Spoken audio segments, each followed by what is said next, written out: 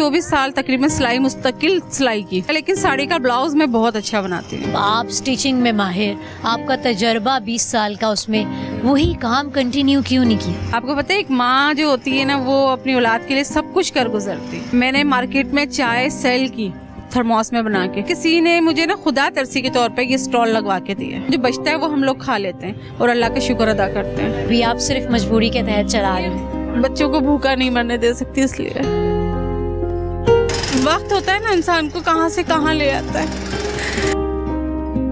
नई बात डिजिटल की वीडियोस देखने के लिए हमारा चैनल सब्सक्राइब करें और बेल आइकन पर क्लिक करना मत भूलिएगा। अस्सलामुअलैकुम, मैं हूँ रवीज़ा राजपूत और आप देख रहे हैं नई बात डिजिटल। नाज़रीन, आज आपकी मुलाकात एक अजीम वालिदा से, एक ऐसी खातून से करवाने जा रही हूँ जिन्होंने अपने शोहर की ज़िंदगी बचाने के लिए भीख तक मांगी, लेकिन अपनी अज़म सिर्फ रिस्क हलाल पे रखा। रिस्क हलाल से अपने बच्चों की आज तक कफ़ालत कर रही हैं, लेकिन उनके शोहर अब ना रहे। शायद खुदा ताला को उनकी मज़ीद अभी आजमाइश करनी थी। ये खातून कराची से बिलोंग करती हैं और वहाँ पर इनका 20 इयर्स का ब्रांड्स के साथ फैशन डिज़ाइनिंग का तजर्बा रह चुका है। यहाँ पर आखिर ये खातून इतने तजर्बा होने के बावजूद बिरयानी का स्टॉल क्यों लगा के खड़ी हैं, इन्हीं से जानते हैं। मेरे साथ रहिए। अस्सलाम वालेकुम। वालेकुम अस्सलाम। क्या नाम है आपका? मेरा नाम समीना जाहिद। समीना आपा, मुझे बताइए कि बिरयानी सेल कर रही हैं एक बिजी रोड पे और एक मार्केट में, चलती फिरती मार्केट में, क्या माहौल है, क्या वजह है, क्या कहानी है इसके पीछे जो ये स्टॉल लगाया आपने?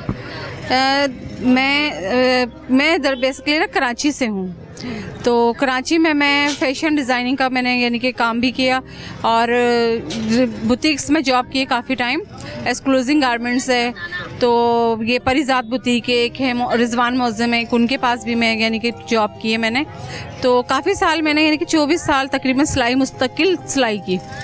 तो ना फिर यानी कि मैं अच्छे ब्रांड के ड्रेसेस, हाँ जी, ये जिस तरह खादी वगैरह के अच्छे जो ड्रेस होते हैं ये सारे वहाँ पे बनते थे, मैं बनाती थी माशाल्लाह से। तो यूनिट लगाते हैं जो घरों में, तो वहाँ पे जॉब करती थी मैं। काफ़ी टाइम मैंने की, लेकिन मेरे शौहर ना पंजाब के थे, तो वो कहते हैं हमें पंजाब ही जमता, कराची नहीं जमता। तो वो यहाँ आ गए हम पंजाब, तो वो हम लोग, मैं घर में सिलाई करती थी, गाँव में थे घर के कपड़े, वो जॉब करते थे PSO में। तो फिर वो बीमार हो गए, उनको ना ब्लड कैंसर हो गया। तो ब्लड कैंसर जैसा कि आपको पता है एक बहुत महंगा इलाज है उसका। तो हमारा एक प्लाट था, वो भी हमने सेल किया उनके चक्कर में, तो लेकिन उनका इलाज नहीं हो पाया। फिर उसके बाद ना फिर आप लोग लाहौर आ गए? जी, हम लाहौर आए। लाहौर उस वक्त आए जब उनको ब्लड कैंसर का पता लगा, क्योंकि इसका इलाज यहीं है। तो फिर हम यहाँ आए, तो उनका इलाज बहुत महंगा था, मेरे तो बस से बाहर था। लेकिन यही है कि उस वक्त भी मुझे मीडिया वालों ने बहुत ज़्यादा सपोर्ट किया कि मैं उनका इलाज जितना भी पॉसिबल था कि हम करवा सकें। कितने बच्चे हैं आप? मेरे 3 बच्चे हैं। क्या करते हैं? स्कूल गोइंग है, कॉलेज गोइंग? नहीं, मेरे बेटे, एक बेटा मेरा 17 साल का, जाहिर सी बात है जब बाप सर पे ना हो, बाप फौत हो जाए तो बच्चों पे जिम्मेदारी आती है। तो बेटा मेरा 9 क्लास से उसने छोड़ दिया है, तो अब वो मेडिकल स्टोर का काम सीख रहा है। तो बेटी है मेरी एक, और एक बेटा है मेरा, लेकिन वो कभी मेरे पास रहता है, कभी नानी के पास, वो मुस्तकिल यहाँ मेरे पास नहीं रहता। हाँ। बिरयानी लगाने का ख्याल कैसे आया?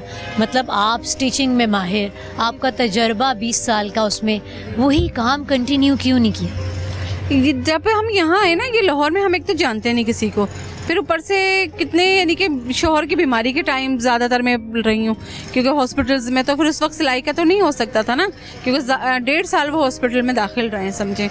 तो लोगों से फिर अब बाद में जब मैंने कहा, तो लोग यही है कि यहाँ जिस तरह हम रहते हैं, यहाँ नीचे तबके के लोग हैं, तो आपको पता है वो कभी एक सिलाई करा लिया सूट, तो उसकी एक सिलाई के सूट पे तो नहीं गुजारा हो सकता ना। तो कभी 2 सूट आ गए, तो उसमें पूरा हफ्ते बाद नहीं आए, तो उसमें गुजारा नहीं हो सकता। दोबारा नौकरी करने का क्यों नहीं सोचा? दोबारा कोई अपॉर्चुनिटी नहीं मिली? यहाँ मुझे किसी का मुझे पता ज़्यादा नहीं था कि कहाँ बुटीक्स हैं, कहाँ सिस्टम है, कुछ इस बारे में मुझे कोई मालूमात नहीं थी। तो मैंने फिर अल्लाह का नाम लेके कहा कि भाई जाहिर से बच्चों को तो कुछ ना कुछ करके रोटी खिलानी है ना। आपको पता है एक माँ जो होती है ना, वो अपनी औलाद के लिए सब कुछ कर गुजरती, चाहे हालात कैसे भी हों। लेकिन अल्लाह का शुक्र अल्हम्दुलिल्लाह कि मैंने मार्केट में चाय सेल की थर्मोस में बना के, जो पठान काम करते हैं, लेकिन काम में कोई शर्म नहीं है। तो मैंने चाय भी सेल की, तो फिर किसी ने मुझे ना खुदा तरसी के तौर पे ये स्टॉल लगवा के दिया। तो उन्होंने मुझे सपोर्ट किया कि भाई मैं पैसे कुछ आपको देता हूँ, तो ये उन्होंने मुझे लगवा के दिया। तो आज मैं यहाँ आ गई हूँ, तो यहाँ बैठी हूँ अपने बच्चों के लिए रिज़्क़ हलाल कमाने। आगे अल्लाह ताला बेहतर करने वाले हैं और अल्लाह ही आसानियाँ करेंगे मेरे। क्या पहले भी जो आप बता रही हैं कि मैं चाय बेचा करती थी एक थर्मस में, वो भी यहीं पर बेचा करती थी? जी, ये करीम ब्लॉक में। क्रीम ब्लॉक में जी इनका ये स्टॉल मौजूद है, जिसका नाम है कराची बिस्मिल्लाह बिरयानी। और ये खातून आपको यहाँ पर मिलेंगी, बहुत मेहनती है, हिम्मत वाली भी बहुत ज़्यादा है। मुझे बताइए, घर अपना है या किराए का है? नहीं जी, हमारा घर किराए का है। अखराजात कैसे पूरे होते हैं? अब दिन रात जाहिर सी बात है मेहनत करती हूँ, तो अब यहाँ पे भी लगी रहती हूँ, सारा दिन बनाना, लेके आना, फिर शाम तक यहाँ बैठना। और फिर बेटा है मेरा, वो भी बेचारा दो काम का, यानी कि पहले मेडिकल स्टोर पे काम सीखता, फिर एक जगह काम कर रहा है, उससे 8,000 रुपये उसको मिलते हैं। तो कुछ मिला के हम घर का किराया देते हैं बस। अब कितना किराया है? हमारा 15,000 गैस बिजली के साथ पड़ता है। सही। और इससे क्या कुछ बचत होती है? अभी तो फ़िलहाल कुछ भी नहीं हो रही है, लेकिन अल्लाह ताला बेहतर करने वाले, अल्लाह पे कामिल यकीन है मेरा, इंशाल्लाह। इंशाल्लाह। कितने घंटे यहाँ पर होती हैं, कब आती हैं, कब जाती हैं? कभी 12:30 बजे, कभी 1 बजे, रात 8-9 बजे तक, जब तक सेल नहीं होता मैं यहीं होती हूँ। कितना बना लेती हैं? अभी तो बहुत कम, यानी कि कभी 1200, कभी 1000 रुपये इस तरह होता है, यानी कि लगता 2000 है, तो बचत बहुत कम हो रही है। बचत नहीं होती, यानी कि पैसे जो 1000-1200 की टोटली सेल है, तो 2000 रुपये लगते हैं, तो बाकी ये होता है कि उसी को जो बचता है वो हम लोग खा लेते हैं और अल्लाह का शुक्र अदा करते हैं। शुक्र अदा करते हैं। हम जिस माशरे का हिस्सा हैं उसमें ख़वातीन कुछ भी काम करें, किसी भी डिपार्टमेंट में हो, कई मुश्किलात का सामना करना पड़ता है। आपको हमारे साथ आप शेयर करें कि यहाँ पर एक मार्केट में मौजूद हैं, राइट लेफ़्ट के लोग कैसे हैं, सपोर्ट करते हैं, कोई तंग तो नहीं करता? नहीं, शुक्र अल्हम्दुलिल्लाह कि मैं जब भी, यानी कि मैं हॉस्पिटल्स में थी तब भी, यानी कि मुझे लोगों ने बहुत ही सपोर्ट किया। मैं इसीलिए लाहौर के लोगों को बहुत ज़्यादा लाइक करती हूँ कि यहाँ के लोग सपोर्टेड हैं, कि एक दूसरे का दुख दर्द समझते हैं। क्योंकि मेरे शौहर एक अंदाज़ा करें 1.5 साल एक मुस्तकिल हॉस्पिटल में, तो ये कि लाहौर के ही लोग थे जिन्होंने ब्लड 1.5 साल मुझे दिया है। तो अब आप कराची में तो ये नहीं सिस्टम है कि अगर कोई बीमार हो जाए तो एक ब्लड की बोतल के लिए आप उसको घंटों फिरते रहते हैं। यहाँ कोई रिश्तेदार नहीं है? नहीं, मेरा यहाँ कोई नहीं है, सिवाय अल्लाह है, अल्लाह के सिवा कोई नहीं है। वो जो ब्लड की आप बता रहे हैं डोनेशन मिली आपको, वो कैसे, मतलब आपने कैसे इकट्ठी की, कहाँ जाती थी, कहाँ कहाँ पूछती? जिस तरह अब हॉस्पिटल के बाहर, जिना हॉस्पिटल के बाहर सारा दिन लोगों के मिन्नतें करती थी, एक ब्लड की बोतल दे दो, एक दे दो। तो शाम तक कहीं जाके कभी 3, कभी 2, कभी 1 बोतल मिलती थी। उनको 8 बोतलें चाहिए थी। लेकिन जब ये मीडिया ने मेरी बात को आगे किया तो शुक्र अल्हम्दुलिल्लाह लोग खुद ही आए। यानी कि कभी मुझे सड़कों पे धक्के खाने पड़ते थे, उसके बाद लोग खुद आए कि भाई आपकी हमने वीडियो देखी थी, आपको ब्लड की ज़रूरत है, कॉल्स आई। तो फिर इस बात से मुझे ये हुआ कि मैं कराची छोड़ के इसीलिए आ गई हूँ कि हालात कराची में बहुत ज़्यादा तंग हो गए थे, रोटी के भी लाले हो गए थे। तो फिर मैं एक बार फिर यहाँ आई, क्योंकि कराची में लोग सपोर्ट नहीं करते इतना एक दूसरे को जितना लाहौर के लोग ज़्यादा सपोर्ट करते हैं। हालांकि कराची मेरा मेका शहर है, लेकिन लाहौर मुझे लगता है कि सब कुछ मेरा मेका, ससुराल, सब शहर मेरा लाहौर है। कस्टमर्स के बारे में बताएं, रेगुलर कस्टमर्स हैं, स्टूडेंट्स आते हैं या आए हुए यहाँ पर शॉपिंग करने वाले आया लोग वो आते हैं? ये कस्टमर्स थे जहाँ पे यहीं के लोग हैं, दुकानदार हैं जो वो ले लेते हैं खाना वगैरह। हाँ, कहीं ऐसा तो नहीं है कि कहीं जाकर देना पड़ता है? नहीं, कहीं जाके तो नहीं। ये है कि अभी मेरी सब लोगों से यही है कि भाई आप लोग आएँ प्लीज़, कि आप लोग और जगहों पे भी तो खाने जाते हैं ना, फ़िलहाल आप लोग यहाँ मेरे पास आएँ, ताकि इस तरह एक गरीब की सपोर्ट भी हो जाएगी और आपको एक अच्छा घर का बना हुआ साफ़ सुथरा खाना भी मिलेगा। सिंगल मदर हैं, बच्चों की कफ़ालत भी कर रही हैं, इतनी मेहनत मजदूरी कर रही हैं, सुबह आती हैं, कहाँ रात को जाती हैं, कैसे मैनेज करती हैं? ज़ाहिर है बच्चों ने भी खाना खाना होगा। बस कहते हैं ना, जिसका अल्लाह ताला हो ना साथ, तो सब काम कर लेती है। और माँ को अल्लाह ने वैसे ही बहुत ताकत दी है। जब एक माँ होती है ना, तो उसके अंदर अल्लाह ताला खुद ही एक ताकत डाल देते हैं कि वो हर काम कर सकती है अपने बच्चों की परवरिश के लिए। बच्चे क्या कहते हैं, कुछ कभी एतराज़ करते हैं या सपोर्ट करते हैं कि मामा खुद भी आके कभी बैठते हैं? नहीं, मेरा बेटा छोटा है, मेरे साथ आके बैठता है, बल्कि मुझे सपोर्ट करता है। वो कहता है मेरी मामा एक हिम्मत वाली खातून, उन्होंने शुरू से आज तक अल्लाह ने हमारे ऊपर अल्लाह ने जितने भी इम्तहान डाले, लेकिन अल्लाह का शुक्र अल्हम्दुलिल्लाह कोशिश की है कि हर इम्तहान में पूरी उतरूँ। क्या चाहती हैं ज़िंदगी से?